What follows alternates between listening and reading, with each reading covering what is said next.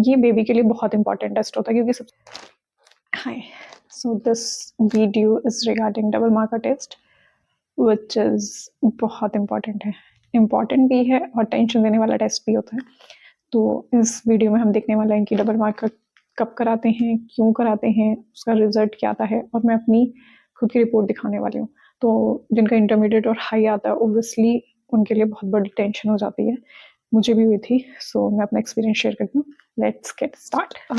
आता है कि डबल मार्कर टेस्ट होता क्या है। तो डबल मार्कर टेस्ट एक ब्लड टेस्ट है जो आपका फर्स्ट अल्ट्रासाउंड मतलब 12 और 13 वीक में जो अल्ट्रासाउंड होता है आपका अल्ट्रासाउंड लेवल 1 मतलब जो NT-NB स्कैन होता है, NT-NB स्कैन या फिर अल्ट्रासाउंड 1 जिसको बोलते हैं, उसमें होता है और उसी दिन आपका ये टेस्ट हो जाता है। मतलब अल्ट्रासाउंड होने के बाद आपको ब्लड टेस्ट देना होता है डबल मार्कर टेस्ट के लिए। टिप और बताने वाली हूँ, जो मिस्टेक मेरी रिपोर्ट में हो गई थी उससे मेरी रिपोर्ट को काफ़ी डिले हो गया था और उससे आपकी जो कैलकुलेशन है वो भी गलत आ सकती है। तो वो आप गलती ना करें, वो मैं आपको लास्ट में बताने वाली हूँ, तो वीडियो को लास्ट तक ज़रूर देखना। अभी आता है कि हमें क्यों कराना चाहिए। तो आजकल ऐसा हो गया है कि बहुत सारे बेबीज़ में हार्मोनल चेंजेस की वजह से या फिर पहले जब बेबी बन रहा होता है मतलब 12 वीक में ऐसा होता है कि उसकी जो मैंने NT-NB में बताया था कि नोज़ और बैक का फ्लूइड जो है वो बनना स्टार्ट हो जाता है। तो उसी से नॉर्मलिटीज़ पता चलती हैं कि बेबी के सारे पार्ट्स बनने स्टार्ट हो गए हैं या नहीं, या कोई उसमें डाउन सिंड्रोम की तो प्रॉब्लम नहीं है। तो यहीं पे उसको डिटेक्ट करने के लिए ये टेस्ट किया जाता है जो ब्लड टेस्ट होता है। अभी हम आते हैं कि इसके रिजल्ट में आपको क्या क्या पता चलता है। तो मोस्टली रिपोर्ट इसके 3 to 4 डेज में आ जाती है। अल्ट्रासाउंड की तो आपको सेम डे मिल जाती है। NT-NB में अगर आपको जैसे किसी का फॉर एग्जांपल कि बेबी की नोज़ की डायमीटर नहीं आए हैं, डॉक्टरों को स्ट्रांगली रिकमेंड करते हैं डबल मार्कर टेस्ट के लिए। बट अभी क्या हो गया, ये कंपलसरी है। अगर आपका NT-NB स्कैन नॉर्मल भी है, सब चीज़ें ठीक है, तब भी आपको कंपलसरी है कि आपको डबल मार्कर टेस्ट कराना ही है। तो ये टेस्ट आपको कराना है। फिर 3 to 4 डेज के बाद रिपोर्ट आ जाती है। Trisomy 21, trisomy 18 and trisomy 13। सो पहले हम 13 की बात कर लेते हैं। तो 13 इज अ जिसके में 13 का रिक्स आता है और इनकी 3 कैटेगरीज होती हैं। पहले तो हमें ये 3 पैरामीटर्स पता चलते हैं, ट्राइसोमी 21, 18 और 13, और इनकी 3 रेंज होती हैं, लो, इंटरमीडिएट और हाई। तो इस रेंज में हमारी रिपोर्ट शो होती है। अभी हम बात करते हैं ट्राइसोमी 13 की। तो व्हाट इज दिस ट्राइसोमी। अगर आपकी रिपोर्ट में ट्राइसोमी अगर लो लिखा है तीनों का लेवल, तो आपकी रिपोर्ट नेगेटिव है। अगर किसी एक में भी आपका इंटरमीडिएट या फिर हाई रिस्क लिखा है, तो फिर आपके बेबी में कोई ना कोई चांसेस हैं। अभी इसके कितने % चांसेस होते हैं, ये रिपोर्ट सिर्फ 95% डिटेक्ट करती है। जो आपका ट्राइसोमी 13 है, उसको अगर वो इंटरमीडिएट हाई रिस्क में आता है तो उसका एक नाम होता है, उस डाउन सिंड्रोम 13 का नाम होता है प्लेटियो सिंड्रोम। तो ये बहुत रेयर चांसेस होते हैं कि मतलब इसकी जो रेंज होती है थिंक वो 1 लाख में से किसी एक लेडी के बेबी को होती है। तो बहुत रेयर है और बहुत ही खतरनाक बीमारी इसको माना जाता है। अभी इसमें क्या होता है कि अगर किसी का इंटरमीडिएट या फिर हाई रिस्क में आता है तो बेबी को सी जो इनहेल और एक्सेल मतलब सांस लेने में प्रॉब्लम होती है, और ऐसे जो बेबीज माना गया है कि वो मैक्सिमम 1 ईयर तक ही रह सकते हैं मतलब आफ्टर डिलीवरी। तो आई विश कि वो किसी के में ना आए, और बहुत रेयर चांसेस होता है, ये उन्हीं में होता है जिनकी बैकग्राउंड में कभी कुछ ऐसा हुआ हो, बहुत स्ट्रांगली जीन्स होते हैं। तो ये बहुत कम आता है। अभी हम बात करते हैं ट्राइसोमी 18 की। ट्राइसोमी 18 को हम एडवर्स सिंड्रोम कहते हैं।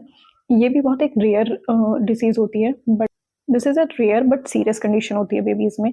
अगर ये इंटरमीडिएट और हाई रिस्क में आ जाता है तो ऑब्वियसली बेबी बहुत खतरे में होता है। और 18 और 13 की जो एक्यूरेसी होती है डबल मार्कर टेस्ट में वो 95% होती है। तो अगर इसमें है तो इट्स नॉट श्योर कि वो 100% है। दिस इज ओनली 95%, 5% भी चांसेस रहते हैं कि बेबी को वो ना हो। बट ये दोनों बहुत रेयर कंडीशन होते हैं, मतलब जो इनकी रेंज होती है वो 1 लाख की लेडीज़ की होती है कि 1 लाख लेडीज़ ऐसी हैं जो आपके जीन से मैच करती हैं, तो उनमें से किसी एक के बेबी को वो होता है। तो ये दोनों बहुत रेयर हैं, बट अगर किसी को होते हैं तो बेबीज़ को बहुत ज़्यादा खतरा होता है। तो इनकी बात हो गई। अब आते हैं जो सबसे ज़्यादा रिपोर्ट्स में निकलता है, trisomy 21। So this is called as Down syndrome. ये वर्ड आपने बहुत बार सुना होगा कि डाउन सिंड्रोम के बेबीज़ में हो गए। अभी मैं बहुत रेयर नहीं कह सकती इसको, इसकी एक्यूरेसी जो है वो 90% होती है डबल मार्कर टेस्ट में। और जो डाउन सिंड्रोम होता है उसके कुछ एग्जांपल्स मैं आपको दिखाती हूँ कि बेबीज़ का जो फेस होता है वो अब नॉर्मल हो जाता है, उनकी जो आईज़ होती हैं या फिर फेशियल एक्सप्रेशन होते हैं, या फिर मैं एक एग्जांपल बता सकती हूँ कि जो तारे ज़मीं पे वाला जो बॉय था उसको भी सेम ट्राइसोमी 21 था। तो ये वाली आ जाती हैं और इनकी क्या होता है, ये 1000 मतलब 1000 लेडीज़ में से जिनका डेटा आपके डेटा से मैच करता होगा उनमें से किसी एक की बेबी होगा, तो इसके चांसेस बढ़ जाते हैं। मोस्टली का क्या होता है कि सबकी रेंज ट्राइसोमी 21 के लिए इंटरमीडिएट में बहुत आती है, मतलब मैंने ऐसे बहुत कमेंट्स देखे हैं कि हमारा इंटरमीडिएट आया है कि बेबी को कोई प्रॉब्लम है क्या, बट उसके बाद भी कुछ टेस्ट होते हैं जो कंफर्मेशन के लिए होते हैं, जो 99% 100% रिलायबल होते हैं।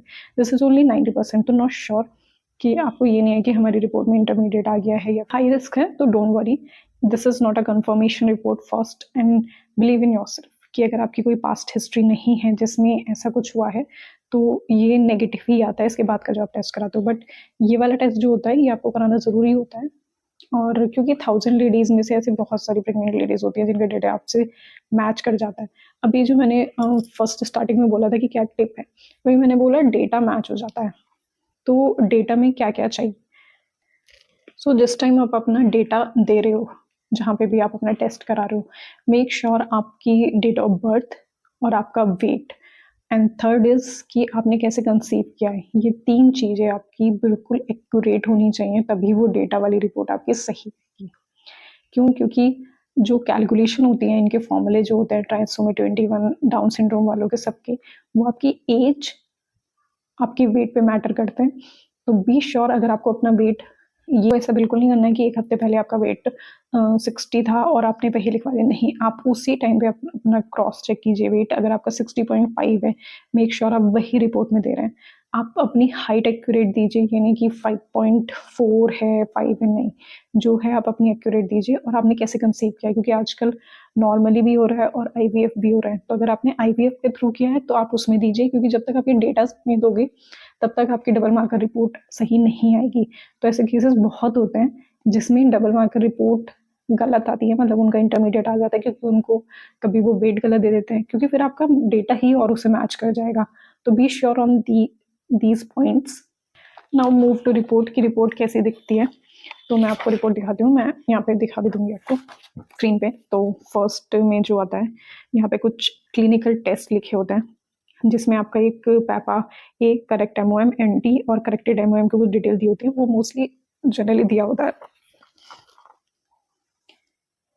सो वो आपको इतना कुछ मतलब जो मेन रिपोर्ट होती है वो ट्राइसोमीज के लिए ही होती है, तो वो आपको देखनी होती है। अभी आप देखोगे तो यहाँ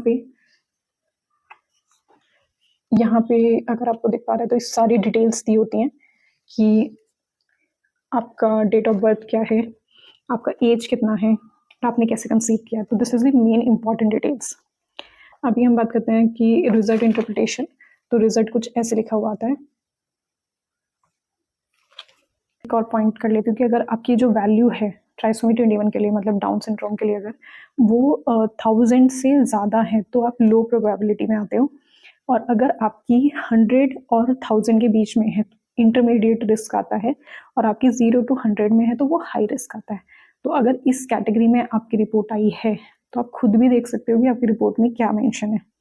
सो this is the report for double marker test. अगर किसी को भी ऐसा लगता है कि उसकी रिपोर्ट में क्या है और थोड़ा सा घबरा रहे हैं तो you can share with me, I can help, अगर मेरे को वो फैक्टर या चीज़ पता होगी। और डोंट वरी कि इस चीज़ को लेकर ना बहुत टेंशन हो जाती है, क्योंकि इसके बाद के टेस्ट बहुत डरावने हैं। मतलब इसके बाद का जो टेस्ट, अगर किसी का इंटरमीडिएट या फिर इंटरमीडिएट के बाद आपको एक और ब्लड टेस्ट कराना होता है, अगर हाई रिस्क और इंटरमीडिएट आए हैं तो वो टेस्ट बहुत महंगा होता है, मतलब 20,000 की रेंज में होता है वो टेस्ट, और उसकी भी कन्फर्मेशन सिर्फ 98% होती है। तो अगर उसमें भी अगर इंटरमीडिएट आ गया देन उसके बाद भी फर्दर टेस्ट होता है जो 50,000 का होता है। तो it is very painful mentally भी कि ये क्या हो रहा है, अभी भी ठीक है नहीं है, तो रिलैक्स। एंड जितने भी मैंने मेरी फ्रेंड्स वगैरह से या फिर सर्कल में बात की है, तो उन सबका यही है कि सबके रिपोर्ट में कहीं ना कहीं इंटरमीडिएट आता है और नेक्स्ट स्टेप करवाते हैं। मे बी आजकल हो ही गया है कि सबका डेटा मैच होता है, तो बी श्योर, मैं अगेन कहूँगी कि अपना डेटा सही दें। और नेक्स्ट वीडियो में मैं मिलती हूँ नेक्स्ट टॉपिक के साथ जो हेल्पफुल रहे आपकी प्रेगनेंसी के दौरान। और बाय, चैनल को सब्सक्राइब और वीडियो को लाइक कर दीजिएगा। नेक्स्ट वीडियो में मिलेंगे किसी नेक्स्ट टॉपिक के साथ।